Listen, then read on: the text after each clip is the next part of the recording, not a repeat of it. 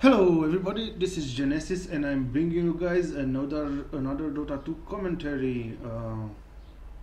I've grown tired to see the same picks and bans from the West Regional Qualifiers for the wildcards of the international. So today I'm gonna cast a game from the East Regional Qualifiers. I'm not sure about this game. I know there's a huge pause in the game, maybe 15 minutes or something. I know this because I was testing the sounds just prior to games. So you guys will see in this game the cursor, but it will. I'll jump. I'll try to be fairly fast at jumping, and yes, that's the note that I want to mention for the beginning of this commentary. Other than that, let's start debating a little bit about the pros and cons of the ban pick phase. So, first ban was reserved for Myth. By the way, the teams are Mineski versus Myth.Trust. They're two very good teams, and we see a first ban a co-op. Now this ban for me, just because in the past, I don't know, 15 games I always saw a ban on Lycan as the first ban. This co-op, man, it's just music to my ears. The Sentinel followed up with the permaban, which is the lycanthrope. I hate this. I don't want to see Lycan. I don't want to see Lycan being played, but I don't want to see him banned either. It's like I'm sick of and tired of seeing lycanthrope banned. I'm not even going to discuss the reason why you ban lycanthrope. I mean, I think they just ban him because they're scared of him, paranoid somehow. Right now, I don't know. I mean, at least from now and then, just let Lycan, give a Lycan a break. I mean, he's strong in Dota 1, he's strong in Dota 2, but there are other strong heroes which need banning. For example, the Windrunner. Why don't you ban the Windrunner? Okay, so then we see a ban on Chen, which is again either a ban, either a pick. It feels to me like the teams are usually stuck in the same 20 heroes that they're just banning and picking constantly. Sentinel thought that okay, the Scourge banned an extravagant hero, we're also gonna ban an extravagant hero, and they banned the Klings. And then everything fell into the same pattern. Scourge band as their third band. Nature's Prophet. Okay, Nature's Prophet has high mobility, is a very good hero, but come on, just for the sakes of it, learn to play other heroes. Leshrak is being banned on the Sentinel as the last ban in the first ban phase. Wow, I didn't expect Leshrak to be banned or picked.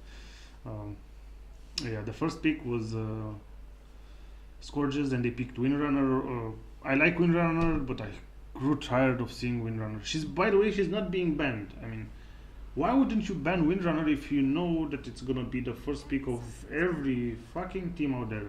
Pardon my language. Because there were two extravagant heroes being banned, the Klings and the Co-op.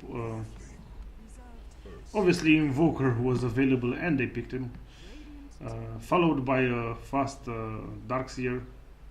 So Darkseer, he's in the same bag with all the other big banned heroes out there.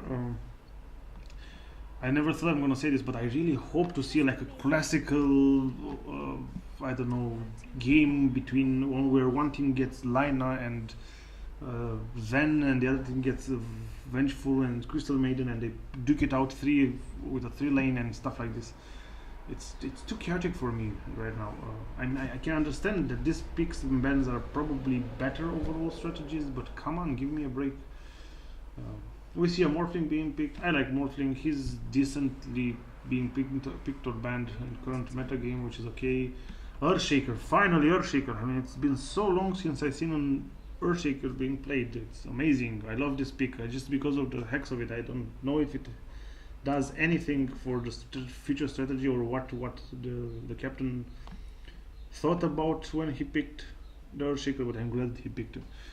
Yeah, it feels like in this pick ban fakes analysis, I'm just bashing on all the professional teams out there, but it's just a little bit too boring, guys. That's all I'm saying. It's a little bit too boring seeing the same 15, 20, 25 heroes being played like every time and banned in the same order. I mean, one team bans powerful individual heroes, the other team bans the pushers, and then they all agree on such a thing. I mean, this I will salute and I will cast every game that I will find out there, a professional game, I mean, or tournament game, where the captain went a little bit outside of the common rules of the current meta game. Yeah, we see a ban on the Broodmother, and then a ban. I don't even know this hero because I never see this hero since I don't know him. I have no idea who this hero is. I think it's Outworld Destroyer, but I'm not sure. And we see a ban on Magina. Okay, I like this ban on Magina. Just because Magina fell a little bit into disgrace lately, so seeing him being at least banned, if not picked, is okay. It means that he might have a comeback. He's not a particular interesting hero to follow, but you could spend a good 4 to 6, 7 minutes looking at at a professional player last hitting with the Magina, and you will enjoy that if you enjoy that kind of thing, I guess. Maybe I want to say something about Outworld Destroyer. If that's indeed Outworld Destroyer and Magina being banned, they banned 2 hard carries because they thought that the next pick would be a hard carry for Neski, and they were probably right. We see Vengeful being banned. Yeah, this is a good ban here. Now this is a special ban, and this is a very good ban. Vengeful, you don't really want to give such a strong, overall good, scalable support to the enemy. The ban on the Broodmother just means that they don't want to have 2 pushes against them in the same time. So that's that.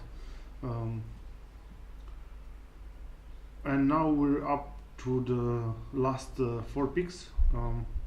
Scourge is right now preparing to do the picks.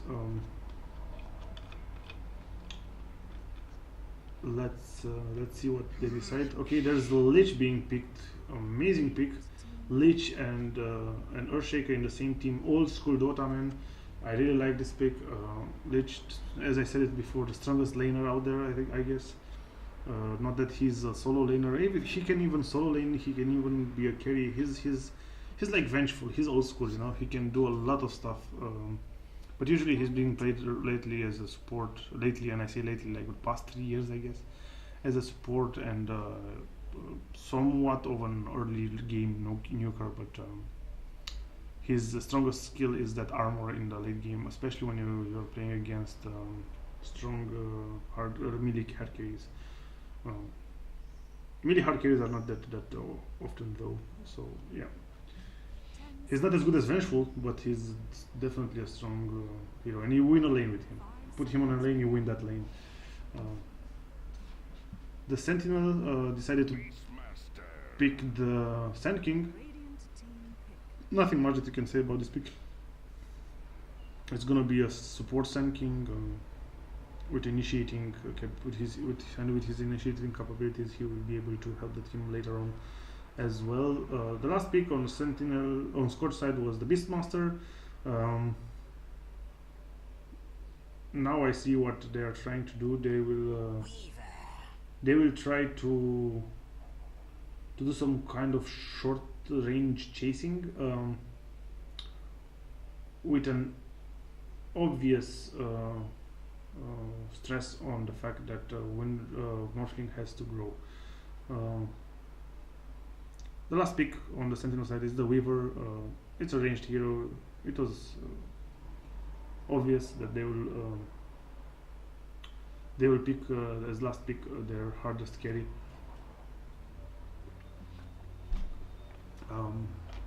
I guess they had doubts just because they didn't know if they really want to pick I mean, it's obvious that you want to last pick your carry if you can. This is the pause that I was talking about, and now unfortunately I have to jump into the game. Let's hope that it was not a long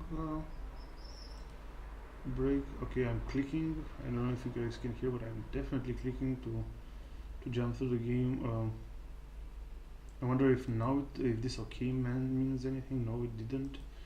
Okay, I'm just gonna jump a little bit. Yeah, I'm sorry guys that you can see how long this okay, maybe I jumped a little bit too much. I don't want you guys to lose the beginning of the game. I'm just gonna jump back. Okay, now here it's still I guess somewhere now. Okay, right now it's okay. Good, so here we go. I was saying something. Yeah, right, if you can last pick your carry, your hard carry, yeah, just do it. Especially when there are some heroes that can counter your last carry pretty well, and in this case the Weaver can be countered by the Sladder or by the Bounty Hunter. So the lanes are okay. The teams first. Yeah, I really have to remember the teams, to present teams. I really like these guys. They should get credit for playing amazingly, and I want to give them credit. So we see on the Mineski team playing the Sentinel. On the Sand King there is Lutan. On the Weaver there is BG01. The CM is being played by Cell. I just need to turn down a little bit the sound. Game audio. Okay, the game is turned down. I just need to turn it down like this. Okay. Amazingly. Yeah, the CM is being played by Cell. The Darkseer is being played by Miss Swiss something. QW, I don't know. Okay, the names on the heroes, on top of the heroes, there are their new names. Mr. Okay, I'll just.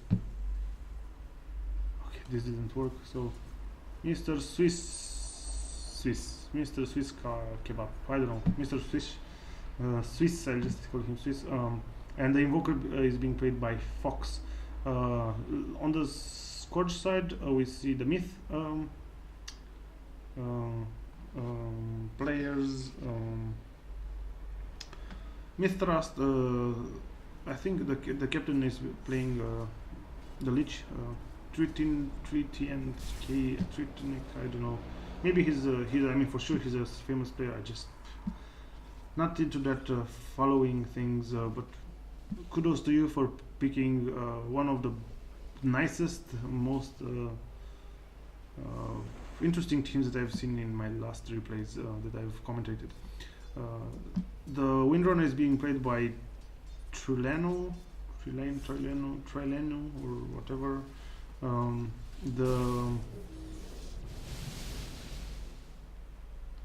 The Beastmaster is being played by Tlaba.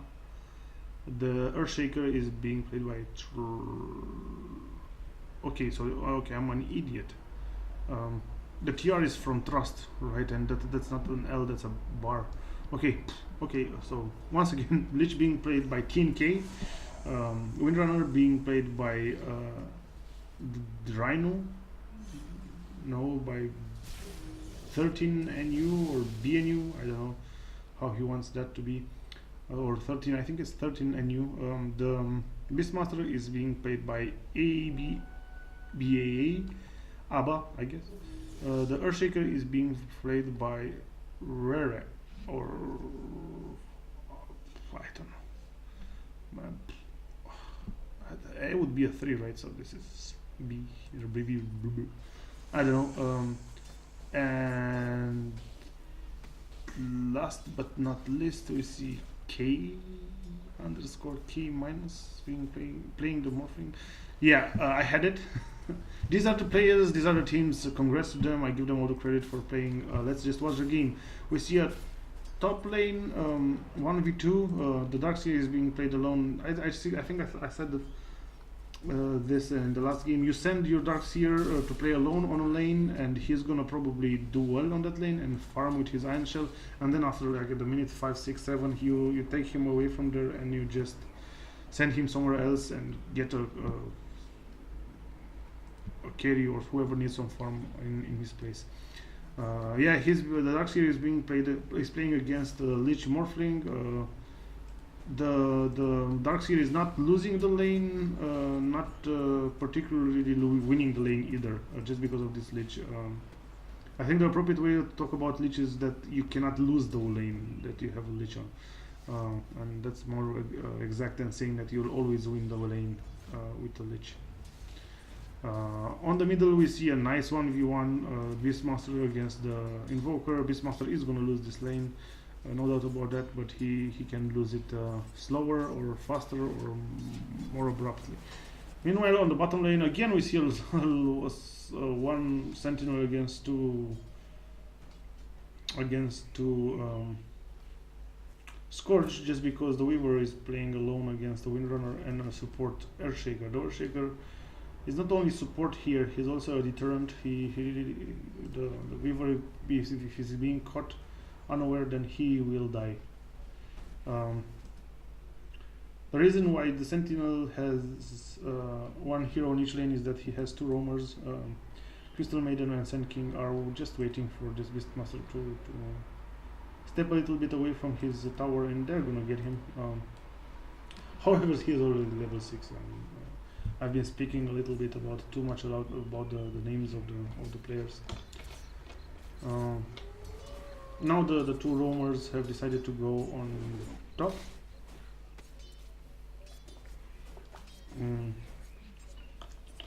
I guess I do want some kind of ganking to be done, since they are roamers. Otherwise they lose their usefulness. Now we're gonna see the Morphling is not being stunned by the Sand King, just because Sand King actually Sand King had a level 2 stun. I don't know how he managed to miss that. But I think Morphling can breathe easy right now. He would have died if the stun had gone, because the sunburst of the Invoker would have hit him also. But now the Darkseer is gonna go down, and there he goes. Nicely done, cute. But if the Lich wouldn't have come there, he wouldn't have died. But still cute, a cute kill by Beastmaster. But now he's probably gonna die.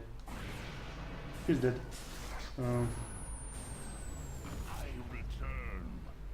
But bad move. That was a bad move by the Beastmaster. I have to say, going down or going back from your kill this way instead of the safe way, I didn't get it.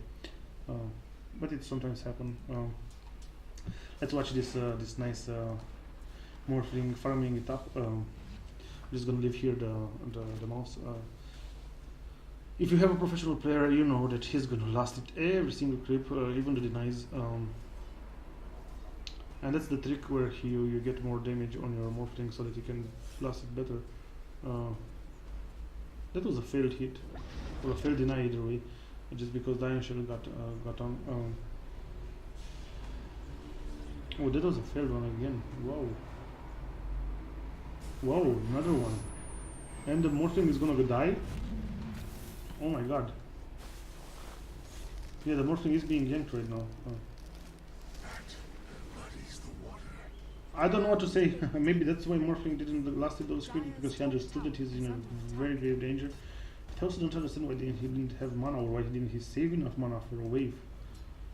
Or where were his teammates? Where was his supports? Where was Lich? Lich is level 5. What the hell? This is wrong. This is somehow wrong. I don't like this. It was a bad play by his teammates. Earthshaker should have TP'd there. They should have TP'd there, and maybe it would have been different. However, this Earthshaker might not have enough enough money to buy a TP. Well, actually, yeah, maybe he didn't. Earthshaker has killed a attribute. Why? Yeah, I understand that it's not much dispersive of Watershof, but you don't get that much by. Okay, yeah, okay. Now I see it. Okay, so with an Iron Branch and a skill in the first, and a skill in the attributes, you get actually 2 stuns with your fishers. Yeah, I think this is really nicely thought of. See, he has 286 mana, and you can only get that if you level 3, put an attribute. Yeah, but in the end, the attribute is just 2 other branches. So, but I'm sure that this is more optimal than the one I'm saying. They try to gank the Earthshaker, the Darkseer. Darkseer, however, had here. Oh, what? Why? Why would he do this? No, I don't understand, Darkseer. Why would you do this? I'm a little bit confused right here. I hope you guys understand, because the Darkseer saw the Earthshaker, and the Darkseer also saw Morphling and the Lich, which were on his in front killing creeps right here. Why did he come up all the way up here? He thought that he might escape and then make them waste some kind of mana. What kind of strategy is that? I don't get it. Windrunner is gonna be facing 3 heroes pretty soon, and he's dead. If he's hit by the stun from either of these players, he's dead. No, yeah, and they try now, and it will not happen. Nicely done there by Windrunner, backing off, not like the Darkseer.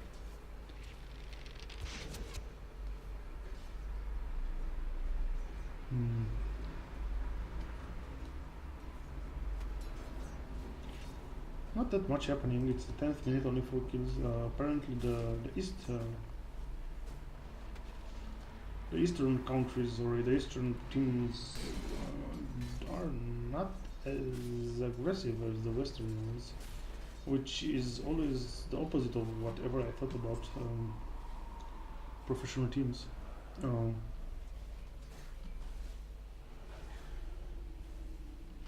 They're really careful. But maybe the picks are of such manner. Yeah, actually the picks are of such manner. Both of the teams have 2 heroes which for half an hour they will not do anything. Morphling and the Weaver. And unfortunately they're both teams, but yeah, both teams played at the same strategy. Now you can see it clearly.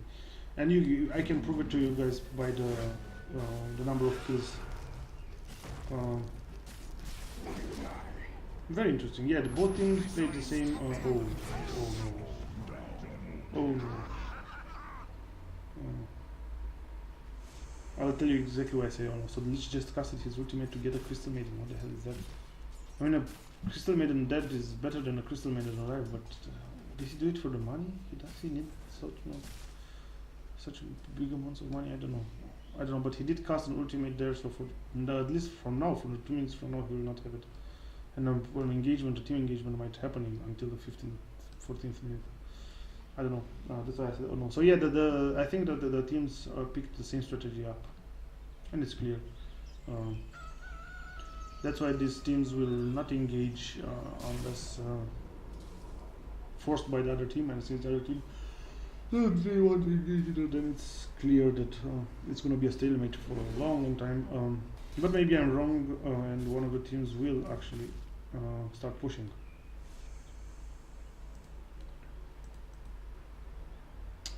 Being a roaming pair in Dota means that you're going to be under-leveled, seriously under-leveled. The 13th minute and the Sun King and the Crystal Maiden, they are only level 4. Radiant structures are fortified. So that's really under-leveled. The Morphling is being chased right now, but he will not die. He has the magic wand that will give him enough mana to go away if he wants to, but he is being harassed. Nicely done there by Weaver. The 2 heavy carries of each team showing their teeth. Okay, now we see a push. The Sentinel Scourge has decided to push, and the bottom tower is gonna fall. No doubt about that. Darkseer will not be able to defend it. As you see, the Darkseer is no longer on the top lane. He somehow lost that lane. He made some levels and down He's on the Radiant's map. bottom tower has fallen. Although he'll probably try to think that he will want to creep this. Trust me, he will. He doesn't, Dire's top tower because is he can under be killed. attack. The Scourge are gonna lose the top tower, I guess. Are they? No, Lich is coming to defend. Urshik is there. Oh, four of the teams is there, and nice tackle from the Windrunner, Tower is under getting attack. a kill on the Weaver. That's very important to do.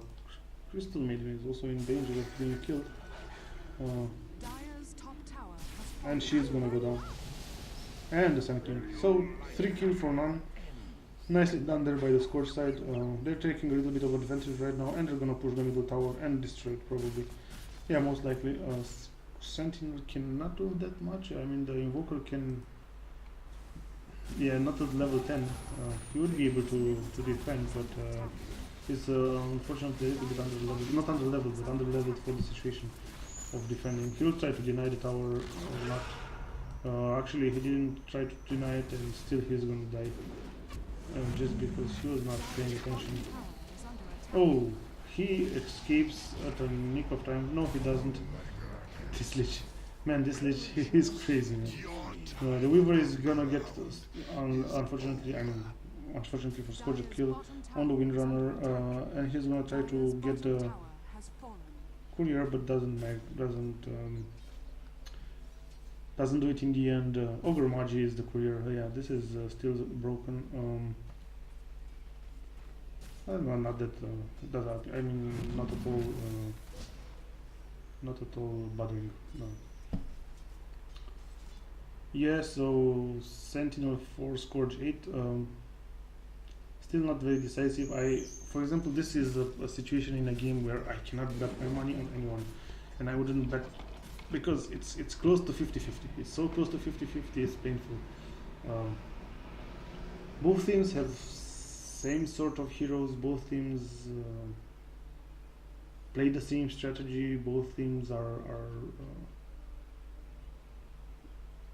doing the same thing basically. So since both teams are quite close as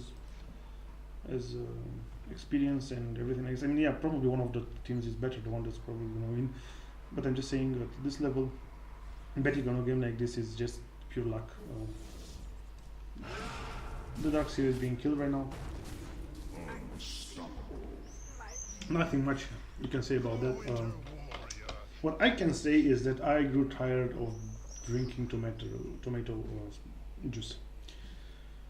I never thought this day would come, but yeah, I grew tired of drinking it. I don't like it anymore, and I'm not gonna drink it. This is the last bottle that I'm gonna buy for a long time until I recover my taste for it. You might be inclined to say that Scourge is faring a little bit better, but just one tower and 5 kills, man, that's nothing. An interesting question to be answered is, though, whether a Morphling beats a Weaver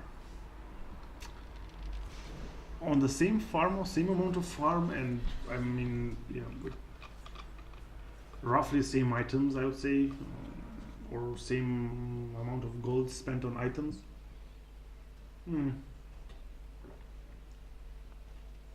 I would say that the Morphling wins on a straight up 1v1 fight, as we used to do a long time ago, where we just said, yeah, let's meet at Rosham, let's jig it out without our teams, see who's better.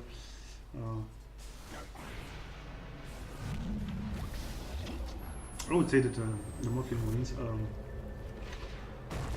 but in this game it's not about 1v1s, so would the Morphling also fare better at killing the enemy team? This question, I'm afraid, is very hard. I mean, better than the Weaver. No, I don't know. The nukes are basically the same, but I think the nuke from Weaver is much better. And when I say nuke, I mean the escape mechanism. No, I think Weaver is better at killing the enemy heroes than the Morphling is. The Morphling might out DPS the Weaver, but I think the Weaver, because of its high mobility during a battle, can quickly pick up more than one hero. I mean, Morphling can initialize or not initialize, initiate, or his teammates can initiate, and then he jumps and focuses and he kills the support. But by the time he's focusing on the second support, I think the Weaver already would have killed both his supports and already be focusing on semi-carry or carry or something else. Yeah, that's probably it. Again, this build where we maximize Crystal Nova and Frostbite, I love it. I love it. I just have to say that I love it. I just want to note that I've casted this game. So Nesky versus Myth.Trust. Radiant's top tower is under attack. Oh, I missed the kill. I'm sorry. The Lich got a kill. Where's the Lich? Come on, Lich. Let's just see this initiation. This no, it's not gonna work. Where is the Lich? Okay, on the bottom lane. Oh. Okay, right. By the way, this game is from the groups of the Eastern Regional, so just that you know. Radiant's bottom tower is under attack. Scourge is being a little bit pushy right now, destroying a bottom lane tower. Radiant's bottom Yeah, it's 4 to 11, but and the towers says that Scourge is much better off, but it's still far away from the game being over. What needs to happen is a team wipe plus a push, and Radiant's top tower has fallen. then we'll see. I don't know if you guys think that Scourge is right now dominating. In my eyes, they're not. They're faring better, a little bit better than the Scourge, than Sentinel, but no, they're not dominating the game. That's how I feel. Either way, if I was Sentinel, I wouldn't feel dominated right now. Although maybe Sentinel does feel dominated a little bit. No, I guess they're more professional than that. Let's see this. Yeah, there's nothing here to be seen. Sentinel, the Scourge is gonna try Roshan.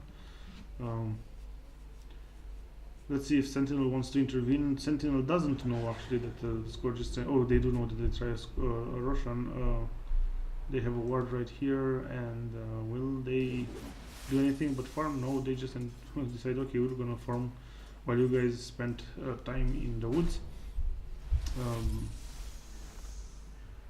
Nicely placed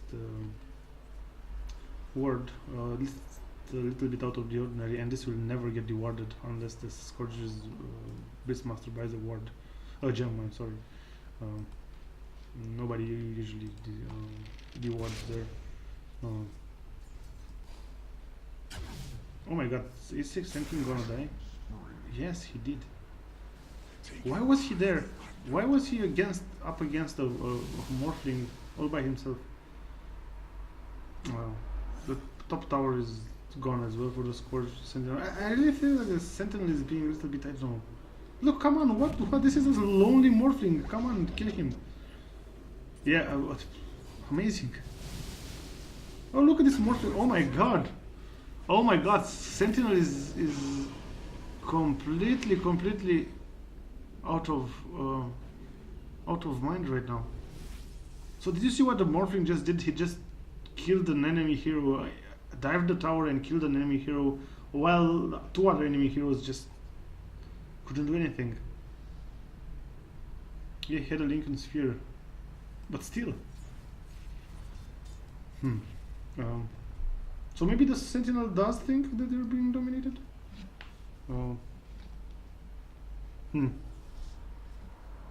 I don't know why they would feel this. I wouldn't feel this if I were them right now.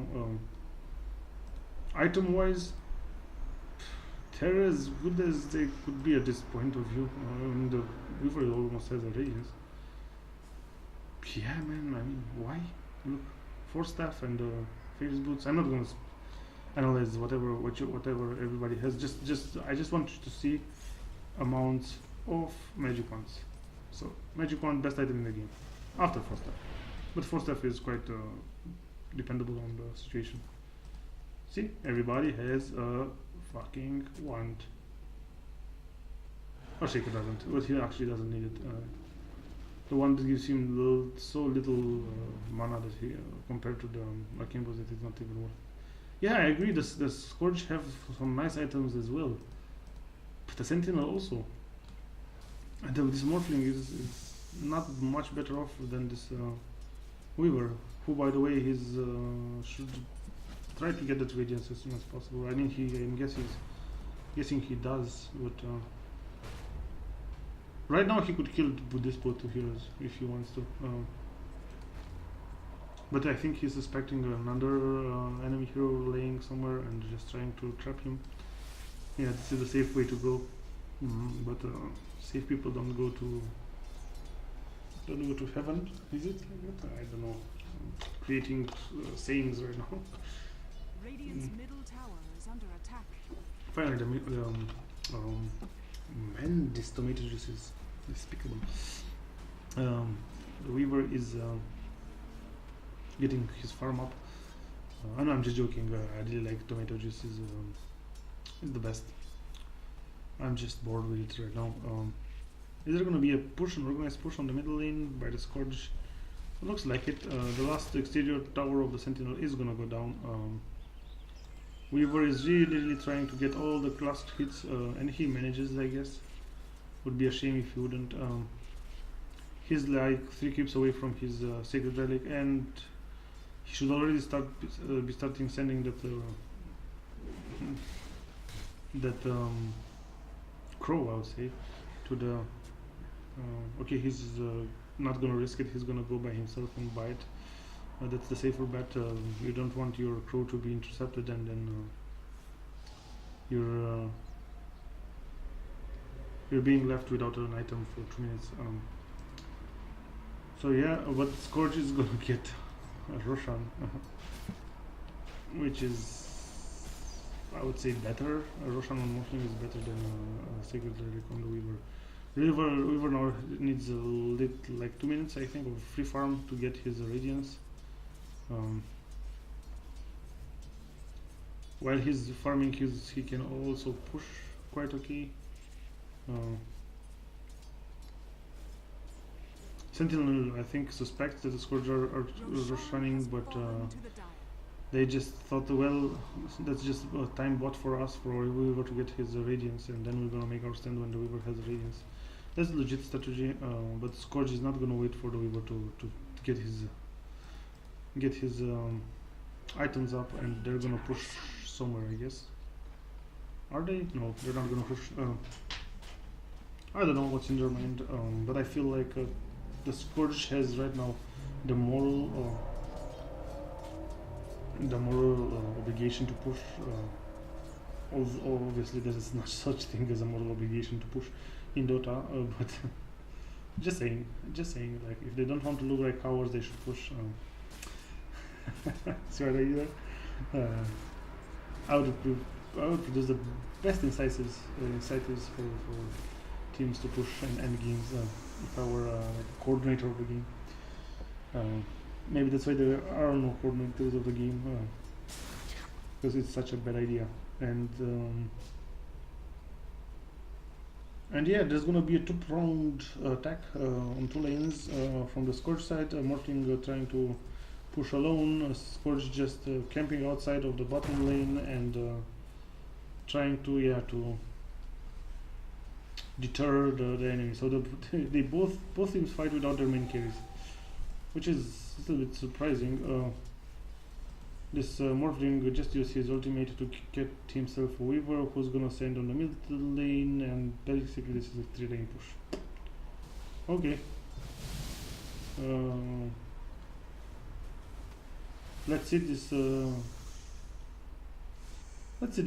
Engagement. So Sentinel has broken up their defenses on the top lane, just so that they can try to push the Morphling. Not gonna happen. The Weaver right now, without its Radiance, cannot properly harass the Morphling.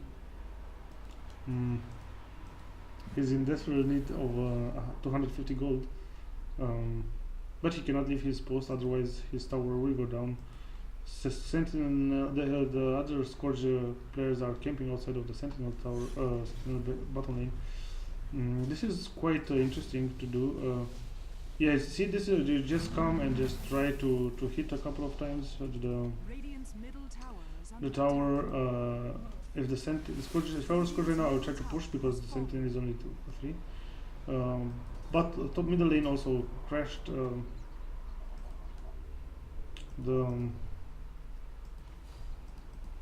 The Scourge, I think, is gonna win the game just because they're pressuring little by little this tower, and the Weaver does not have radiance. Not even now. He does. If he doesn't, he doesn't. Whatever. Yeah, the tower is gonna go down. Mortally is sacrificing himself. Radiant's top tower. The bottom tower is also being little by little being chipped away. And yeah, apparently the Scourge is the Sentinel is gonna lose the game just because they're not having that nice item which is called the Radiance on their Weaver. Now they do, and now they're gonna try to make their stand. It's a little bit too late, I think, since the Morphling on the bottom lane is wreaking havoc. This was a heavily strategic game, and I'm glad I saw it. Not because it was an interesting game, just because the strategy and the positioning and everything, and two lane pushes and stuff like this. Man, this is interesting to see. This is where you can learn if you really want to be a captain, because you really need to keep control of your teammates and tell them where to go, and they should also be listening to you. So Sentinel right now is chasing a Weaver who is not gonna die, by the way, and by this they forfeited their bottom lane as well. This was all strategy, guys. I'm telling you, trust me. 8 minutes ago, this was the most balanced game possible to man. And now, just thanks to a brilliant and strategic movement, the Sentinel Scourge have destroyed 2 lanes of Sentinel. Amazingly done, amazingly done. Yeah, see, they also saw it. The Sentinel has seen it. And they started disconnecting. Okay, this was just an observer of the game, but they're probably not going to defend. They don't have the disconnect strategy of the Western countries, of the Western teams, so they're going to respect their adversary and just stay in the game until the game is done. Nicely done there by them. I really didn't understand why the Westerners cannot just assist to the end of the game like gentlemen. I'm just bashing on my Western civilizations.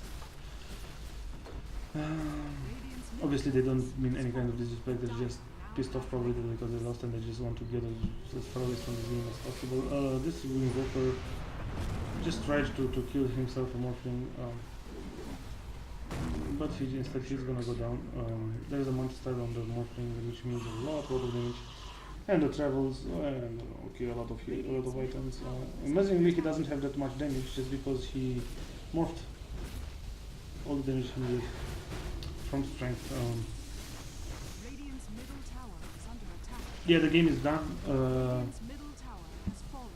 Congratulations to the Scourge for having the Myth.Trust team for having a great strategic mind and.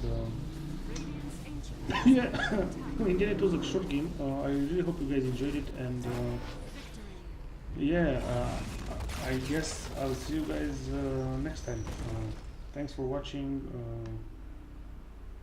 Keep in touch. Bye bye.